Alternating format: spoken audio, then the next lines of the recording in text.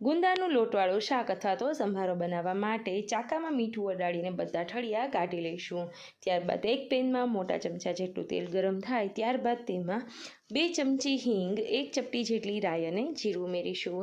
બધું સારી રીતના સોતે થઈ જાય ત્યારબાદ આગળ સમારેલા ગુંદા છે તેને ઉમેરી દઈશું, જેમાં ચીકાશ ન રહે તેનું ખાસ ધ્યાન રાખીશું. ત્યારબાદ 2 મોરા મરચાંને ઝીણા સમારી ઉમેરી દઈશું. 1 કાચી કેરીને પણ ઝીણી સમારી તેમાં ઉમેરી દઈશું, જેથી સંભારો ખાટો મીઠો ખૂબ જ સરસ લાગે. ત્યારબાદ હવે મસાલાઓમાં અહીંયા અડધી ચમચી મીઠું, અડધી ચમચી જેટલો હળદર પાવડર ઉમેરીશું. સારી રીતના હલાવી ઢાંકણ ઢાંકી બધી વસ્તુને કૂક થવા દેવાની છે. 5 મિનિટ બાદ જોઈએ તો ગુંદા ખૂબ જ સરસ રીતના સોફ્ટ થઈ ગયા છે.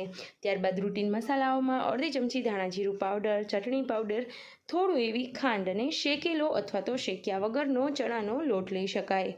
આ બધી વસ્તુને ફરીથી સારી રીતના મિક્સ કરી 2 થી 5 મિનિટ કૂક કરશું. તૈયાર છે